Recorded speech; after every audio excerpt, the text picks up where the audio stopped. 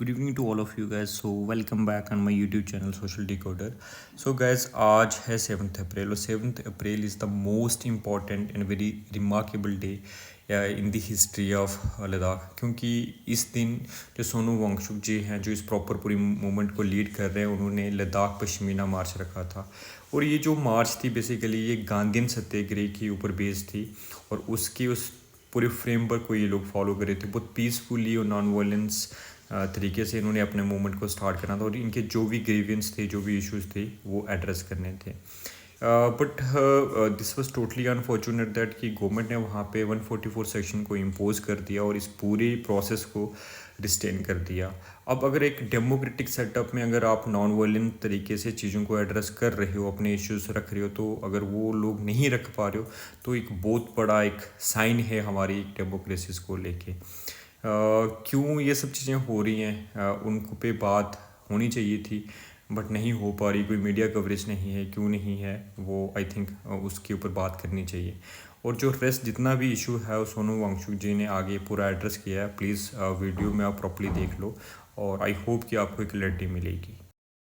दांडी मार्च पर, जिसमें कि हम हमारे पश्मीना के जो चरवाहे हैं उनके चरागाहों पर क्या हाल हो रहा है, वो कैसे ज़मीनें खो रहे हैं अपने आधे चीनी अतिक्रमण को और फिर आधे भारतीय कॉरपोरेट्स के जो परियोजना हैं बड़े बड़े उनको। तो हमारा पर्पस क्या था पहले ये बताएं कि इस हालत के बारे में देश भर में जागरूकता फैलाना, ताकि सारे नागरिकों को पता चले कि लद्दाख क्यों संरक्षण की मांग कर रहा है और बिना संरक्षण के लद्दाख पर, लद्दाख के चरवाहों पर, लद्दाख के जनजातीय ट्राइबल इंडिजिनस नोमैडिक हर्डर्स पर क्या गुजर रही है, उनके ज़मीनों के साथ क्या हो रहा है। ये अवेयरनेस, ये जागरूकता फैलाना हमारा मेन मकसद था। हमें मालूम था कि ये जो मार्च है उसे शायद रोका जाए, क्योंकि बहुत कुछ छुपाने को, दबाने को है, ऐसा हम समझते हैं। मगर जिस तरह के पिछले 1-2 दिन में बौखलाहट के साथ ओवर रिएक्शन सरकार की तरफ से हुआ है, उससे हमारा मकसद मार्च के शुरू होने से पहले ही पूरा हो गया है। ये हम बहुत साफ देख रहे हैं। जिस तरह से दफ़ा 144 जैसे संगीन कदम उठाए गए, लेह में नाफिज किया गया, या जिस तरह से इंटरनेट तक को बंद करने की सर्कुलर्स हैं, जो कि कश्मीर में जब बहुत बड़े हादसे हुए तब ऐसा किया गया या जाता है, और जिस तरह से यहाँ पर कार्यकर्ताओं को, यूथ को पकड़ धकड़ करके ज़बरदस्ती उनसे बॉन्ड साइन कराने की कोशिशें चल रही हैं, उनसे साफ पता चलता है। और अब सारे अखबारों में, सारे मीडिया में ये हमारी जो मेन मकसद थी कि लद्दाख के साथ, लद्दाख के चरागों के साथ, लद्दाख के या भारत के ज़मीन के साथ सीमा पर क्या हो रहा है, वो मकसद पूरा पहले ही हो गया। ये हमें साफ दिख रहा है। अब हमारा मकसद क्या नहीं था वो बताएं। क्या था अभी बताया। क्या नहीं था कि हमारा मकसद कोई दंगा हो, फसाद हो, नेशनल सिक्योरिटी को कोई थ्रेट पहुंचे, लोगों के और प्रशासन के साथ भिड़ंत हो, ये हमारा बिल्कुल मकसद नहीं था।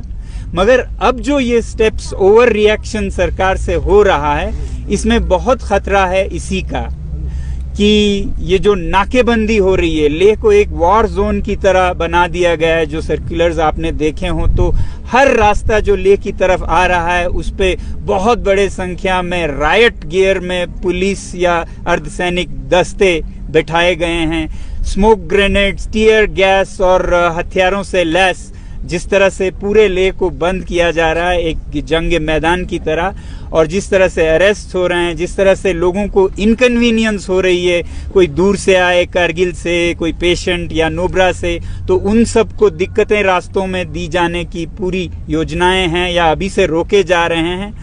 उन सब को देखते हुए हमें ये लगता है कि इस ओवर रिएक्शन में ही फसाद, दंगे होने का बहुत डर है।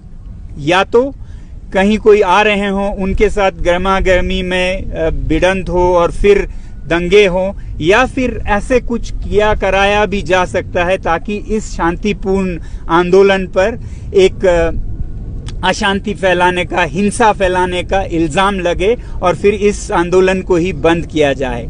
इन दोनों संभावनाओं को देखते हुए हमें लग रहा है कि हमारा जो मकसद था मेन, जो कि जागरूकता भारत भर में सारे नागरिकों में, ताकि वो अपने फैसले खुद कर सकें चुनावों में भी, कि लद्दाख के साथ क्या हो रहा है, लद्दाख के चरवाहों और भारत के सीमा पर क्या हो रहा है। तो ये हमारा मेन मकसद था। तो इस तरह के अभी के हालात को देखते हुए हमें ये लग रहा है कि अभी जो सरकार है वो एक तरह से एक पागल हाथी की तरह बर्ताव कर रही है। उन्हें ना भारत की सुरक्षा का फिक्र है, ना यहाँ के लोगों के मुश्किलातों का या उनके मन को जो ठेस पहुंचेगी उनका फिक्र है। उन्हें सिर्फ फिक्र ये लग रहा है हमें तो, कि उन्हें फिक्र है कि इसका भारत के चुनाव पर ना फर्क पड़े, उनके वोटों पर ना फर्क पड़े, किसी भी कीमत पर, चाहे शांति चली जाए या हिंसा हो, सीमा से जाने से इन्हें रोका जाए। तो ये जो अभी पागलपन सा हम देख रहे हैं, इसको देखते हुए हमें बहुत चिंता हो रही है कि राष्ट्रीय सुरक्षा का और यहाँ की शांति का, क्योंकि किसी को तो सोचना होगा। अगर सरकार नहीं सोचते तो हमें नागरिकों को ही सोचना होगा। तो क्योंकि हमारा मकसद लगभग पूरा हो रहा है जो हमारा अवेयरनेस का था, तो इसको देखते हुए हम सब अभी काफ़ी देर तक मीटिंग कर रहे थे और हमने ये कहा कि हालत को देखते हुए जिस तरह से बिगड़ सकता है या हिंसा फसाद हो सकता है, उसको देखते हुए जो मार्च है उसको हम विड्रॉ करेंगे। जो पश्मीना मार्च है, हमारा जो मकसद है वो पूरा हुआ उसके बाद भी हम करें और कुछ नाखुशगवार या दुर्भाग्यपूर्ण घटना हो तो ये सब के लिए बहुत दुखदायक होगी। और जिस तरह से लोगों को असुविधा होगी, मुश्किलातें होगी, कहीं इंटरनेट बंद किया जिससे टूरिज्म बिजनेसेस पे असर हो रहा है, रास्ते रोके जा रहे हैं जिससे मरीजों को, दूर जाने वाले लोगों को भी वो हो रहा है, और जिस तरह से युवाओं को पकड़ दकड़ कर रहे हैं, कहीं भी कुछ भी हो सकता है।